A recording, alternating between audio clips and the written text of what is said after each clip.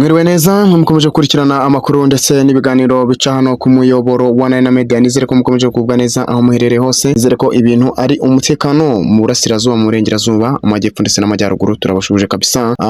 Burundi, Uganda, Tanzania ndetse na Kongo namwe turabashubije kabisa. Abari hanze ya Afrika mwese namwe tubahaye yambo, tubabwira ngo nimukomeze kugubwa neza. Amakuru yacu rero nakagaruka nkuko mukomeje kugenda mu ubimenyera, nkuko mukomeje kugenda mu menyera nyine murabisiko amakuru yacu ari kugenda tugeraho, natwe tugenda tuyasakaza ku bakunzi bacu kugira ngo bamenyeho igihe kigeze. Umugore kaba yamaze kwiyahura hano mu karere ka Rutsiro nkuko biri kugenda itangazwa, bakaba bamusanze mu mugozi nkuko biri kugenda ubutangazwa. Burundi rero bukaba bwirengagije umugogo uri mu jisho ryawo, hanyuma busunikira impamvu kabisa y'umubano mubi uri hagati y'u Rwanda ndetse nabo kabisa bakaba bamaze kubisunikira u Rwanda nkuko bakomeje kugenda bitangaza. Ambasaderi w'Ubutaliyani kabisa akaba ari mu mazabira kubera amagambo yavuze kuri perezida w'Ubufaransa Emmanuel Macron.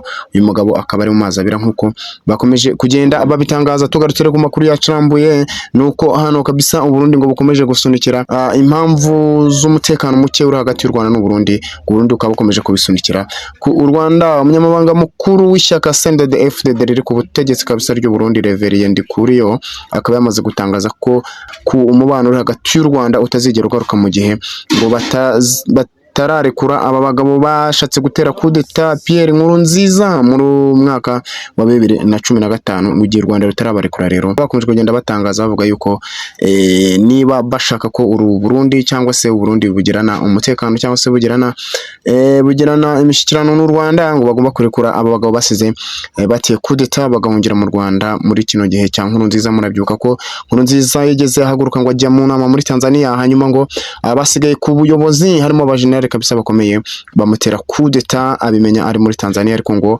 abasirikare bari basigaye mu Burundi kabisa bakaribo bakoze ishyaka bararwana.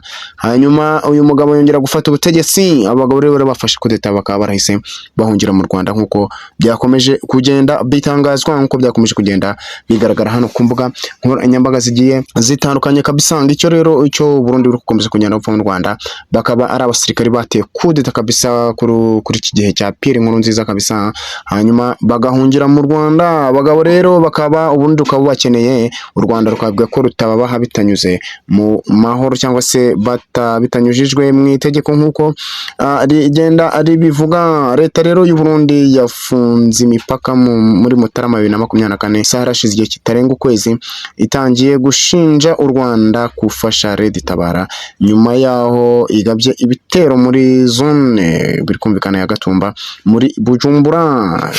Amakuru yakomeje kugenda atangazwa bagaragaza yuko u Rwanda rukomeje kugirana ibibazo n'u Burundi. Burundi rukabakomeza gushinza u Rwanda ko u Rwanda rufite abantu basize bakoze coup d'etat ya Pierre Nkurunziza, hanyuma bagahungira mu Rwanda. Bakaba bakomeje no gushinza u Rwanda ko u Rwanda ngo rufasha uyu mutwe wa Red Tabara ari nawo urwanya ubutegetsi bw'u Burundi. Biri kugenda byumvikana ko ari ibintu bitoroshye hano, ariko na leta y'u Rwanda nayo ikakomeza kugenda ishinza u Burundi ko ifasha uyu mutwe wa FDLR kabisa ukomeje kugenda wibasira u Rwanda nyine nkuko byakomeje kugenda bitangazwa nkuko leta y'u Burundi ifasha iyi FDLR. Guverinoma y'u Rwanda rero yagaragaje ko idashobora kohereza u Burundi abagerageje gukuraho ubutegetsi bwa Nkurunziza. Nyine leta y'u Rwanda ivuga ko idashobora kuboherereza u Burundi kuko iramutse ibikoze yaba yishe itegeko mpuzamahanga rirengera impunzi. Biri kugenda byumvikana ko abagabo bari mu Rwanda nk'impunzi, hanyuma rero bakagaragaza ko baramutse babarekuye kabisa mu buryo butanyuze mu mategeko ngo kwaba ari kwica itegeko. U Rwanda rero hakana ko aba bantu badashobora koherezwa bitanyuze mu itegeko mpuzamahanga. Biri kumvikana ko Uburundi babukeneye aba bantu bagomba kwicisha nyine mu itegeko mpuzamahanga kugira ngo baboneke uko bahabwa no bantu. Umwana w'u Rwanda rukaba ukomeje kuzamo agatotsi kabisa guhera muri mwaka 2015 ubwo abagabo bageragezaga guhirika ubutegetsi kabisa. Umubano muke ukaba rakomeje kuza uzamo agatotsi. Iyi coup d'etat rero yari iyobowe n'abasirikare barimo uyu Major General kabisa Godfrey Niyombare, akaba yarabaye mu bantu bamwe batiye coup d'etat muri iki gihe, hanyuma bagahungira mu Rwanda. Iyi coup d'etat rero yabaye ubwo perezida w'u Burundi uyu Pierre Nkurunziza kabisa biri kumvikana ubwo yari muri Tanzania mu nama y'ibihugu by'umuryango wa Africa, East African Community. Biri kumvikana akaba ari muri iyo nama yari tariki rero ya 15 Gicurasi 2015. Abasirikare bari ku ruhande rwa Nkurunziza bisubije ubutegetsi nkuko nakomeje kugenda bivuga.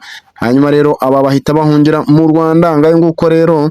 Hanyuma rero indi nkuru yacu hano nuko ambasaderi w'Ubutaliyani akaba ari mu mazi abira kubera amagambo atari meza yavuze kuri perezida Emmanuel Macron, perezida w'Ubufaransa kabisa, ubwo yatangazaga amahoro cyangwa se imishyikirano hagati ya Ukraine kabisa n'iki gihugu bikomeje guhangana cy'Uburusiya. Akaba yararimo atangaza amahoro avuga ati kabisa twe twifuza gutera inkunga bamwe muri ibi bihugu. Hanyuma uyu mugabo rero ngo akaza gusohora amagambo atari meza. Ubufaransa rero bwahamagaje ambasaderi w'Ubutaliyani muri iki gihugu Emanuela D'Alessandro kugira ngo atange ibisobanuro ku byatangajwe na minisitiri w'intebe wungirije Matteo Salvini kuri perezida Emmanuel Macron. Biri kumvikana ko uyu mugabo agomba kuza akisobanura akasobanura icyatumye uyu mugabo avuga aya magambo. Emmanuel Macron yaraherutse gutangaza ko muri Ukraine hakenewe koherezwa ingabo nyinshi zo mu muryango w'ubumwe bw'Uburayi ariyo bita European Union kugira ngo